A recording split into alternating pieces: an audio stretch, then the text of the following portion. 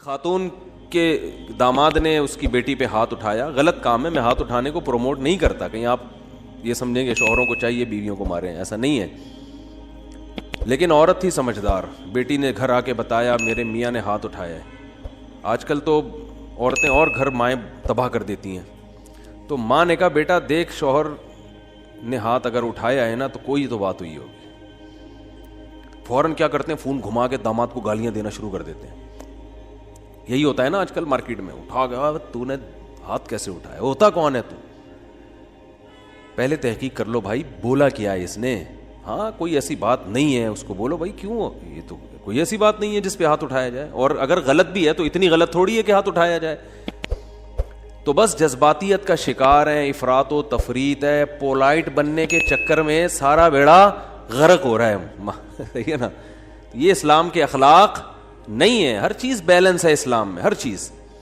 کتنا پیارا اصول ہے, بچے کو 7 سال کی عمر میں محبت سے سمجھاؤ, مارنے کی اجازت نہیں ہے. چھوٹا ہے بھائی, نماز پڑھے ٹھیک ہے, نہیں پڑھے تو بھی ٹھیک ہے, 10 سال تک برداشت کرو. 3 سال تمہارے پاس ہیں محبت کے لیے, 10 سال میں بھی نماز نہیں پڑھتا تو اب انسان لاتوں کے بھوت ہاتھوں سے نہیں سمجھتے, اب ہاتھ اٹھانا پڑے گا آپ کو. اب نہیں اٹھائیں گے تو یہ پولائٹنس نہیں ہے, یہ آپ کے نالائق ہونے کی, بولو نا بھائی, دلیل ہے, آپ کے نالائق ہونے کی دلیل ہے.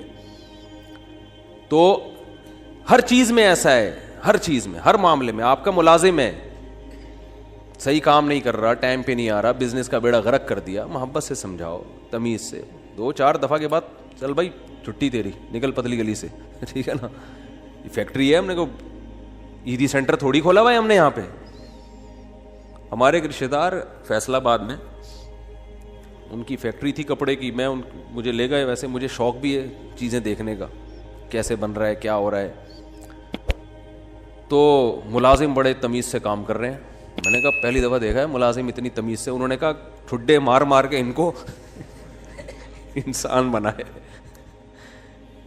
ٹھڈے مار مار کے کیا بنا ہے, کہہ رہے بیٹھے رہے, کہتے تھے جب آتا تھا سو رہے ہوتے تھے, کام ہی نہیں کرتے. دہاڑی پہ تو ایسے ہی ہوتا ہے نا, کمیشن پہ کام ٹھکا ٹھک ہوتا ہے, دہاڑیوں پہ کام ایسا ہی ہوتا ہے. تو یہ نہیں ٹھڈے وڈے نہیں مارے, تمیز, اصل تو تمیز ہی ہے, لیکن تمیز کی بھی ایک کیا ہے میرے بھائی, حد ہے, حد ہے تمیز.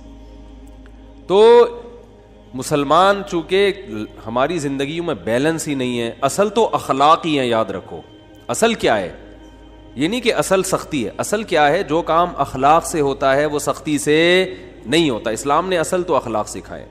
آپ صلی اللہ علیہ وسلم نے فرمایا قیامت کے دن میرے سب سے قریب وہ ہوگا احسنہم اخلاقا, جس کے اخلاق سب سے اچھے ہوں گے. گالیاں, ٹھڈے, یہ کوئی تہذیب نہیں ہے. مار دھاڑ, گھروں میں چیخو پکار, گالیاں دے رہے ہیں رشتہ داروں کو, گالیاں بلب کے رشتہ داروں کو. بھائی کہ لائٹ اگر جا رہی ہے تو گالیاں دینے سے لائٹ تھوڑی آ جائے گی, ٹھیک ہے نا. نہ بلب کے رشتہ داروں کو گالیاں دینے سے لائٹ آئے گی, نہ بلب کو گالیاں دینے. آپ کی زبان کیا ہو جائے گی, خراب ہو جائے گی. تو اصل تو اخلاق ہی ہیں. حضرت انس ابن مالک رضی اللہ تعالی عنہ نے 10 سال نبی کی خدمت کی ہے, بچے تھے. فرماتے ہیں ایک دفعہ بھی ایسا نہیں ہوا کہ میں نے کوئی کام نہیں کیا اور آپ نے یہ پوچھا کیوں نہیں کیا, اور میں نے کوئی کام نہیں کرنا تھا اور کر دیا تو آپ نے یہ پوچھا ہو کہ کیوں کیا. بس جتنا کام کر دیا ٹھیک ہے, نہیں کیا تو بھی ٹھیک ہے. نبی صلی اللہ علیہ وسلم نے حضرت انس بن مالک کو ایک دفعہ کسی کام سے بھیجا. وہ بچے تھے, بجائے کام کرنے کے بچوں میں کھیلنے لگے جا کے. تو آپ صلی اللہ علیہ وسلم گئے, دیکھا بھائی کہاں ہیں, تو دیکھا وہ تو کھیل رہے ہیں. تو آپ صلی اللہ علیہ وسلم حضرت انس بن مالک کے پیچھے جا کے کھڑے ہو گئے. حضرت انس نے پیچھے مڑ کے دیکھا تو آپ صلی اللہ علیہ وسلم کھڑے ہوئے مسکرا رہے ہیں, کچھ بھی نہیں کہا. سمجھ رہے وجہ کیا ہے بھائی, یہ تو اپنی ان کی والدہ نے گفٹ دیا ہے نا خدمت کے لیے, تو اپنی مرضی سے خدمت کر رہے ہیں, اس میں سختی کیسی. ٹھیک ہے خدمت کر دی تو بھی, اور بچوں کے ساتھ تو ویسے بھی شریعت میں سختی نہیں ہے, بچوں کے ساتھ تو بہت نرمی ہے. میں تو وہ جو ٹھڈے مارنے کی بات کروں تو 30-35 سال کے تھے نا جو پڑے ہوئے ہیں. تو آپ صلی اللہ علیہ وسلم کے ہمیں سیرت میں سختی بھی ملتی ہے اور نرمی بھی. رحمت للعالمین. ایک ایتھیس نے اعتراض کیا یہ رحمت للعالمین ہے اور جناب گردنیں اڑانے کا حکم بھی دے رہے ہیں, یہ کیسے رحمت للعالمین ہے؟ بھائی رحمت للعالمین کا یہ مفہوم کہ کسی کو کچھ بھی نہ کہیں یہ رحمت نہیں ہے، یہ انسانیت کے لیے زحمت بن جائے گی یہ عادت، تو کیونکہ اس صفت کو فالو کرنا ممکن نہیں ہے۔ رحمت کا معنی ہر لحاظ سے جامع شخصیت ہیں آپ صلی اللہ علیہ وسلم۔ مشہور واقعہ کئی بار سنا چکا ہوں، دوبارہ سنا کے بس پھر آگے بڑھتا ہوں، کہ ایک شخص نبی صلی اللہ علیہ وسلم کی جاسوسی کر رہا تھا، گرفتار ہو گیا، تو آپ نے حکم دیا اس کی گردن اڑائی جائے۔ اب دیکھو گردن اڑانے کا حکم دینا بظاہر یہ رحمت کے خلاف ہے نا۔ ہم ہوتے ہم کہتے ہیں نہیں بھائی گردن کیوں اڑائی جائے، اسلام تو بہت وسیع مذہب ہے، ٹھیک ہے نا، اللہ بہت غفور رحیم ہے۔ آپ صلی اللہ علیہ وسلم نے حکم کیا دیا؟ گردن، کیونکہ نہیں اڑائی تو یہ اپنے ساتھیوں کے ساتھ ناانصافی ہوگی، کل دوبارہ جاسوسی کرے گا۔ ہمارے ساتھ پہلے اپنے لوگ ہیں، لیکن اس نے اپنی 6 بیٹیوں کا واسطہ دیا کہ میری 6 بیٹیاں ہیں، میں 6 بیٹیوں کا باپ ہوں، آئندہ نہیں کروں گا۔ آپ صلی اللہ علیہ وسلم کو اس پہ ترس آیا اور آپ نے اس کو چھوڑنے کا حکم دے دیا۔ دوبارہ گرفتار ہو گیا، دوبارہ کمبخت جاسوسی کر رہا تھا، پھر اس نے اپنی 6 بیٹیوں کا واسطہ دیا، مجھے نہ مارے، میری 6 بیٹیاں ہیں۔ تو آپ نے کیا فرمایا؟ لا یلدغ المؤمن من جوہر مرتین، مسلمان ایک سوراخ سے 2 دفعہ نہیں ڈسا جاتا۔ حکم دیا اس کو مار دو، اس لیے کہ اس کی بیٹیوں کا خیال کریں یا اپنے ساتھیوں کا خیال کریں۔ کیسا بیلنس اس میں، اصل بتا دیا کہ اصل رحمت ہے۔ ایک روایت میں آتا ہے تخلقوا باخلاق اللہ، اللہ کی صفات اختیار کرو۔ اللہ کی صفت کیا ہے؟ جود و سخاوت ہے اس میں۔ اللہ کیا ہے؟ غیرت والا ہے، تو ہمیں بھی اپنے اندر کیا پیدا کرنی ہے؟ غیرت۔ تو اللہ کی صفت یہ ہے کہ قرآن حدیث میں آتا ہے کہ جب اللہ نے اس کائنات کو بنایا تو آئندہ کن اصولوں پہ یہ کائنات چلے گی، وہ اصول اللہ نے پہلے لکھ دیے۔ جب کوئی ملک وجود میں آتا ہے تو آئین پہلے بنتا ہے نا، کیا ہو گیا بھائی جان؟ آئین پہلے بنتا ہے، اس کے بعد اس آئین کے تحت قانون وضع ہوتے ہیں۔ تو اللہ نے سب سے پہلے جو چیز پیدا کی وہ قلم، حدیث میں یہ ہمیں سمجھانے کے لیے مثالیں دی گئی ہیں۔ اول ما خلق اللہ القلم، سب سے پہلی چیز جو اللہ نے پیدا کی وہ کیا ہے؟ قلم، کائنات کو بنانے کے بعد، تاکہ جو کائنات جن اصولوں پہ چلے گی نا، وہ اصول، وہ آئین پہلے سے طے ہو جائیں کہ اس آئین کے تحت چلے گی۔ اور اللہ نے سب سے پہلی چیز قلم بنا کے اسے حکم دیا لکھ، ٹھیک ہے نا؟ کیا حکم دیا؟ بولو نا، لکھ۔ تو پہلا اصول لکھا، سبقت رحمتی علی غضبی، میری رحمت میرے غصے پر غالب رہے گی۔ کیا پیاری بات اللہ نے ہم لوگوں کے لیے لکھ دی، جس کی وجہ سے آج ہم بچے ہوئے ہیں۔ یعنی جہاں غصے اور رحمت میں ٹکراؤ ہوگا تو رحمت کیا ہوگی؟ رحمت کا گراف ہمیشہ اوپر رہے گا۔ اللہ یہ بھی لکھ سکتے تھے کہ میرا جو غضب ہے وہ ہوگا ہی نہیں، میرا غضب ہوگا ہی نہیں، ہمیشہ کیا رہے گی؟ رحمت ہی رحمت کے اصول پہ چلے گی، غضب نہیں ہوگا۔ تو پھر لوگ پیغمبروں کی نہیں مانتے۔ قوم عاد، قوم سمود تباہ نہ ہوتی، قوم لوط تباہ نہ ہوتی، فرعون سمندر میں غرق نہ ہوتا پانی میں، اور آگ میں نہ جلتا، اور جہنم نہ ہوتی، تو اللہ نے یہ نہیں لکھا کہ میرا غضب ہوگا ہی نہیں، بلکہ اللہ نے لکھا کہ غضب بھی ہوگا، رحمت بھی۔ لیکن رحمت اور غضب میں جب ٹکراؤ ہوگا نا، تو رحمت کو کیا کروں گا؟ غالب کروں گا۔ جیسے کوئی گناہگار جب توبہ کرتا ہے تو اس کی توبہ کا تقاضا ہے کہ معاف کیا جائے، سابقہ گناہوں کا تقاضا ہے کہ معاف نہ کیا جائے۔ تو جب ٹکراؤ ہوگا تو رحمت کو اللہ کیا کر دیں گے؟ غالب کر دیں گے۔ رحمت کو اللہ ہمیشہ غالب کریں گے۔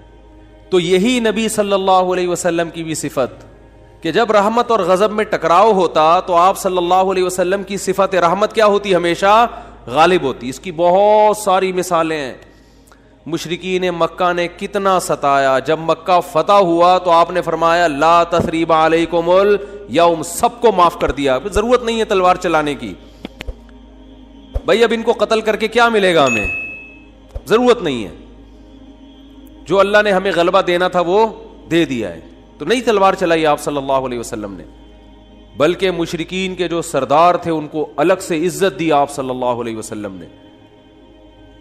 لیکن جہاں یہ جو جاسوس پکڑا گیا تو اس میں بھی معافی مانگی, 6 بیٹیوں کا حوالہ دیا. جب 6 بیٹیوں کا حوالہ دیا تو بیٹیاں ہونا اس کی علامت ہے کہ باپ پہ کیا کیا جائے, رحم. بیٹیوں کا کون پوچھے گا بعد میں. جاسوس ہونا اس کا تقاضا کرتا ہے کہ گردن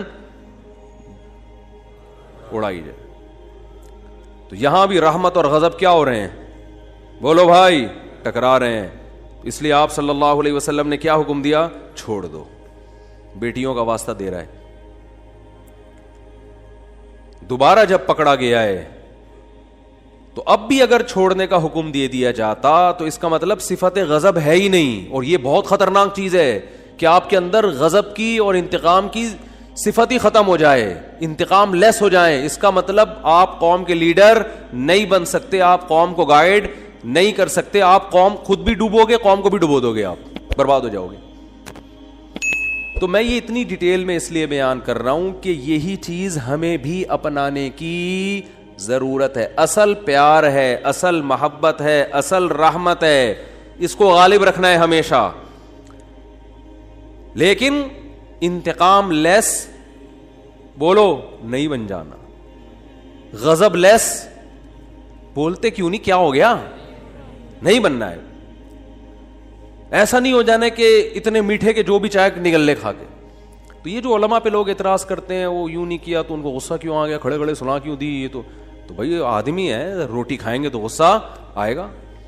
اور اگر اتنے میٹھے کے جو بھی جو مرضی کرتا رہے غصہ ہی نہ آئے تو ایسا نہیں ہوتا. پیغمبروں کو نہیں غصہ آیا.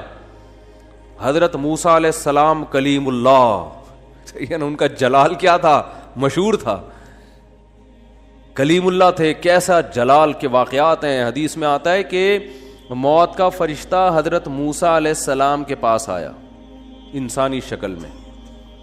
حضرت موسیٰ نے پوچھا کیسے آنا ہوا, ٹھیک ہے, کہا موت کا فرشتہ ہوں, آپ کی روح قبض کرنے آیا ہوں. حضرت موسیٰ نے ایک کھینچ کے تھپڑ لگا, اتنی زور سے مارا ان کی آنکھ نکل کے گر گئی نیچے. وہ اللہ کے پاس گئے, اللہ اپنے کس بندے کے پاس بھیجا ہے تو نے مجھے, ہے بھائی. پتہ نہیں حضرت موسیٰ کو غصہ کس بات پر آیا, اسٹائل ان کا ایسا ہوگا, ہے بھائی, یا کیا وجہ, وہ تو حضرت موسیٰ ہی جانتے ہیں. ظاہر ہے پیغمبروں کو ناحق غصہ نہیں آتا, لیکن اللہ بس ایک حضرت موسیٰ کی جو جلالی صفت ہے نا اس کا اظہار کرنا چاہتے تھے کہ دشمنوں کو کہ ان سے بچ کے رہو, ٹھیک ہے. انہوں فرشتے کے تھپڑ لگا دیا, تھوڑا سا احتیاط رکھو ان سے. تو اصل کیا ہے میرے بھائی, اصل محبت ہے. یہ میں اس لیے بتا رہا ہوں کہ بعض لوگ الٹی کوالٹی ہوتی ہے ان کے اندر. اصل غصہ ہے, جب دیکھ لیں غصہ جاری نہیں ہو رہا تو پھر تمیز پہ آ جاتے ہیں وہ, ٹھیک ہے نا.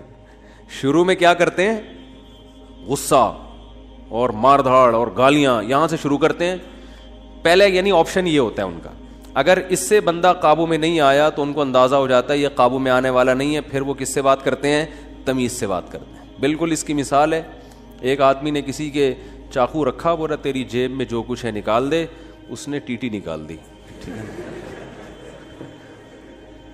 اب یہ کہہ رہے تیری جیب میں جو کچھ ہے نکال دے, ٹھیک ہے. یعنی سامنے والا اگر آپ سے بھی بڑا فنٹر نکل آیا, آپ سے بھی بڑا فنٹر نکل آیا تو پھر آپ کہتے ہو بھائی یہاں تمیز, یا تمیز سے بات کے علاوہ آپ کے پاس کوئی آپشن نہیں, فوراً غصہ ٹھنڈا ہو جاتا ہے. تو یہ غلط ہے. نہ تو غصہ لیس ہو جانا ٹھیک ہے کہ کچھ بھی ہوتا رہے. اور چونکہ میاں بیوی میں بہت ہو رہا ہے آج کل, یہ بہت زیادہ پھڈے جھگڑے, داماد ایک نمبر کا ہیروئن چی چرسی کہیں کا الو کا, کیا بولوں میں, اور برداشت پہ برداشت, نہیں کل ٹھیک ہو جائے گا, نہیں پرسوں ٹھیک ہو جائے گا. وہ بھائی نہیں ٹھیک ہوگا, یہ چھوڑ دو اس کو. نہیں جی اللہ کی رحمت بہت بڑی ہے, ہو سکتا ہے ٹھیک ہو جائے. بھائی اللہ کی رحمت بڑی ہے اس کا یہ مطلب ہے ہی نہیں. اس کا مطلب ہے کہ چھوڑ دو تو اللہ کی رحمت بڑی ہے, کوئی دوسرا دلا دے گا اللہ. جب ثنا خان کو مفتی انس مل سکتے ہیں اور مفتی انس کو ثنا خان مل سکتی ہے تو اس کا مطلب کسی کو کسی بھی ٹائم پہ کچھ بھی مل سکتا ہے. دو انتہائیں ہیں نا, ایک مولوی اور ایکٹریس کی آپس میں شادی ہو گئی تو اس کا مطلب کسی کی کسی بھی ٹائم پہ کسی پہ بھی شادی ہو سکتی ہے. رشتوں کی کمی مارکیٹ میں نہیں ہے. تو ایسے ایسے الٹے الٹے لوگوں کو لوگ برداشت کر رہے ہیں کہ ہو سکتا ہے کل ٹھیک ہو سکتا ہے. بھائی ایک حد ہے, حد ہر چیز میں کیا ہے, ایک لمٹ ہے. اولاد بگڑی ہوئی ہوتی ہے, میں والدین کو کہتا ہوں بھائی اپنے بیٹے کو ایک حد تک تربیت کرو, نہیں آ رہا نا قابو میں, نکلو. بولو پتلی گری سے سامان گھر سے اٹھا کے کیا کرو, نکلو. زیادہ نہیں بدماشی ہے, تیرے باپ کا گھر ہے, تیرا گھر نہیں ہے.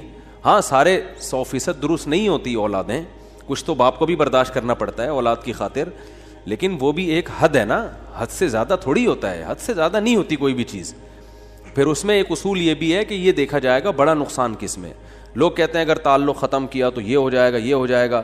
بھائی تعلق ختم کیا تو یہ ہو جائے گا, نہیں کیا تو یہ ہو جائے گا, تو دونوں میں پلس مائنس کیا کرو کہ زیادہ نقصان کس میں. ہمیشہ اس اصول پہ زندگی گزرتی ہے. یاد رکھو دنیا میں سارے فائدے کی چیزیں کبھی بھی حاصل نہیں ہوتی, ہر کام کے کچھ سائیڈ افیکٹ ہوتے ہیں. عقل مند آدمی یہ دیکھتا ہے کہ سائیڈ افیکٹ زیادہ ہیں یا اس کے بینیفٹس زیادہ ہیں. اس اصول پہ زندگی گزاری جاتی ہے.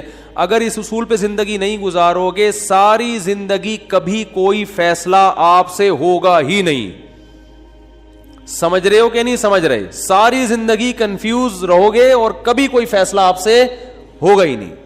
ہمیشہ اس اصول پہ زندگی گزرتی ہے کہ یہ کام کرنے میں بھی نقصان, نہ کرنے میں بھی, کرنے میں زیادہ یا نہ کرنے میں زیادہ. اس کو پلس مائنس کر کے فوراً رپورٹ مارکیٹ میں لایا کرو, ٹھیک ہے نا, اور رپورٹ خود تیار کرو, کرنا ہے بھائی کہ یہ سائیڈ افیکٹ ہیں اس کے, تو یہ برداشت کریں گے. جیسے اینٹی بایوٹک ہے, کچھ سائیڈ افیکٹ ہوتے ہیں, اب ہوتے ہیں تو ہوتے رہیں, کیا خیال ہے؟ تو میں یہ عرض کر رہا تھا کہ اللہ تعالیٰ کا کیا اصول ہے. اللہ تعالیٰ نے بھی کتنی بڑی اللہ کی رحمت, لیکن اللہ نے اس کا ایک اصول اور ضابطہ بنا دیا کہ آخرت میں اس کو نہیں بخشوں گا جو مجھے نہیں مانے گا یا میرے ساتھ شرک کرے گا, کچھ بھی ہو جائے, چاہے پیغمبر کی سفارش کیوں نہ آ جائے, بلکہ پیغمبر پر پابندی لگا دوں گا کہ آپ کو ان کی سفارش کی اجازت نہیں ہے. یہ بہت بھائی, اس سے پتہ چلتا ہے ایمان بہت بڑی نعمت ہے. آج مسلم گھرانوں میں بات بات پر ایمان سے ہاتھ دھو بیٹھ